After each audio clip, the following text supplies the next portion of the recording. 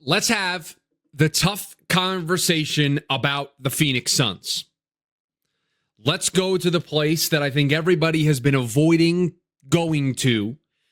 I don't want to say all the way over the last couple of weeks. I think we've flirted with it at times, but I think it's becoming more and more of a reality within the last, I would say, 3 or 4 days. And I don't necessarily believe that Luka Doncic being traded is the starting point for this, but I certainly think it changed the paradigm in the Western Conference. It certainly opened the door for this stuff to be more possible. I think the play of the Phoenix Suns, losing 2 in Portland, being 1 game above 500, has a lot more to do with this conversation than Luka Doncic upending things in the Western Conference. Not even his fault, just the Dallas Mavericks upending things in the Western Conference.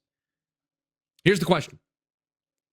The Phoenix Suns, as we sit here, February 4th, 2025, are they closer to a rebuild or are they closer to a championship? Now, I don't ask that question not knowing what the answer is, because I know what the answer is. You know what the answer is. We've just said in the last segment, it matters what the front office thinks the answer is. This team is closer to a rebuild than they are to a championship. Watch that game last night and tell me that that team can win a championship. That team is just adding a Jimmy Butler away from winning a championship. I said it in the open of the show. The team that looked like they were fighting for their playoff lives, that looked like a team that had huge aspirations that they were trying to reach, was Portland, not Phoenix. The Phoenix Suns looked like a team that has had just bad luck all year long, and they've just kind of accepted their fate. They've accepted who they are, what they are going to be. They've just accepted it. It wasn't fun watching that basketball game last night. It's fun watching Portland play. If I was a Portland Trailblazers fan, the back and forth nature of that game, I had a blast. Suns fans, we're watching that game scared. We're watching that game through our hands, not really wanting to actually see them potentially squander another opportunity. And they did squander that opportunity last night. You walk into every game right now for the Phoenix Suns not knowing which team's going to show up. You walk into every single time the Suns start, and by the way, I'll say it again like I said yesterday, these 8 o'clock starts and a game that went into overtime and the lengthy end-of-game debacle that was just checking every single thing that occurred in the last 2 minutes. Game just took forever. Please, no more 8 o'clock starts. I'd like to say that that's the reason we're doing the show from home today, but it is not. But we'll use it as the excuse anyway. The Phoenix Suns don't play fun basketball. Portland plays fun basketball. You're scared to watch the Phoenix Suns because you know that even if it looks great, it's still not enough. And there are more nights than not it looks like it did last night. So you know the answer to the question. This team is closer to a rebuild than they are a championship. It's why conversations about Kevin Durant have not been immediately shoved to the side. It's why Kevin Durant's agent was hanging out with the owner of the Warriors on Friday night. They were seen talking, having conversation. It's why the Warriors are so active in their pursuit, because maybe, just maybe, all of this news that is starting to leak out about Kevin Durant and the Suns at least listening on Kevin Durant means that they are considering making the pivot of all pivots. That they are finally willing to admit, listen, we tried to run this like it was an NBA 2K franchise. We were the ownership group that did things differently than everybody else. Second apron, who cares? Give me all the superstars. I'm going to try to win a championship. And in a lot of ways, we respect it, right? You want to have an owner that is willing to spend all the money in the world, not my money, right? Who cares? And so you can respect this approach.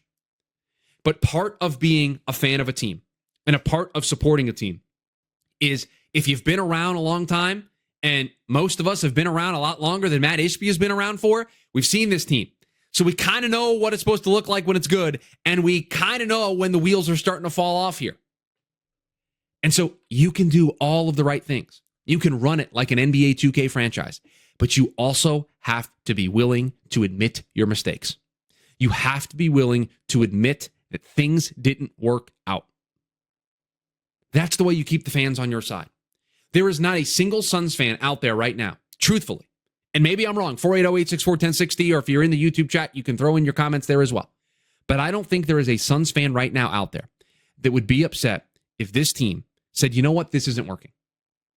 It didn't work. We gave it a chance. And instead of prolonging the pain, instead of stretching the pain out, we're just going to take some small pain right now and just get this thing back up going. But do not worry. Our commitment to excellence, our commitment to winning is not going anywhere. We just need to kind of reset a little bit. We got to get under that second apron. We have to get all these things back in our control. We need to get our draft picks back under control. But we are still driven to win. I think everybody would understand that. I don't think anybody would be upset if by Thursday Kevin Durant got traded. And think about what that's saying. Kevin Durant is one of the best basketball players on the planet. And yet I think if we saw a notification come across our phones that they traded Kevin Durant, none of us would be surprised. And truthfully, I don't think any of us would be upset, because deep down, there would be relief. There would be relief of, okay, they're going to try something different. There's a new chapter, because the old chapter wasn't working. The old chapter was boring. The old chapter was scary. The old chapter was annoying. The old chapter was all these things that is not what I sign up for being a basketball fan. But this new chapter, it's kind of exciting. They have all these different directions that they can now go. And I said this earlier in the week. I think I said it on Monday's show. If not, I said it at the end of last week. I'm annoyed because all of these other teams are getting involved. We're going to give you an update here in about 10 minutes from now on the rest of the NBA trade deadline. Suns can't be involved in any of it. Second apron, what they're limited in doing. By the way, have you tried to pull up the NBA trade machine to make a Kevin Durant deal possible with the Warriors? It's impossible. You have to add in a third team and a fourth team, and if the move, the Suns don't have the assets to do what everybody else is doing. I want my team to be in a position like the Spurs were, to be able to strike and get De'Aaron Fox to pair with Wemby. We've already got Devin Booker on this team. If you're able to kind of reset, if you trade Kevin Durant, you get back some assets. Do I think that deal is going to be perfect? No, you gave up a lot for Kevin Durant, but at least it signals a new direction. It signals, I think, some relief among the fan base of, okay, we do have an owner that understands when enough is enough. We do have a front office that understands we got to pivot.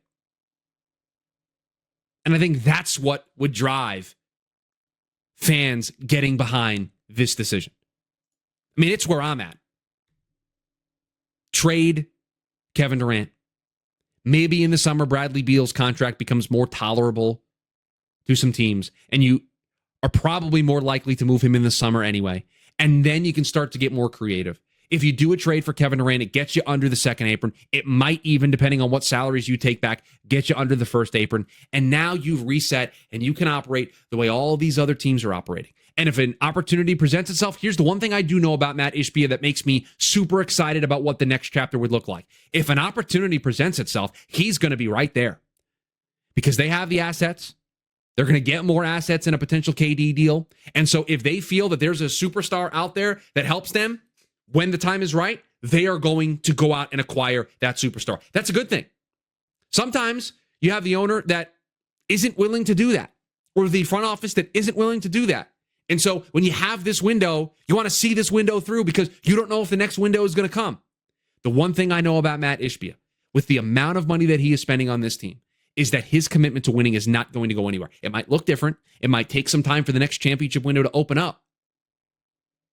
But I have no concerns at all about Matt Ishbia's commitment to trying to win a championship. It just needs to look different. And the first step of it looking different is admitting this isn't working. You are 25-24. Should a team that has Kevin Durant, Devin Booker, and Bradley Beal be 25-24? No. The best thing the Phoenix Suns can do this trade deadline is move Kevin Durant because it will at least signal a new direction. It will put them on a new course, and that new course will be more exciting. It will be more fun. There's more possibilities. And truthfully, I think that pathway gets them closer to a championship than continuing down this pathway. So that's the tough conversation that I think is going on behind the scenes in the Suns front office. It's why these reports are kind of starting to leak out that the Suns have been taking phone calls on Kevin Durant. Because I think part of it could be that Jimmy Butler isn't coming here, and they know that Kevin Durant wants Jimmy here, and so that contract extension might be in the air, so you might as well get something for him now. I do think that probably plays a little bit in all of this. But also, at the end of the day, they're not winning basketball games.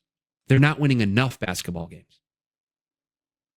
And everybody else in the West is getting a lot better, while the Phoenix Suns are just getting a lot older.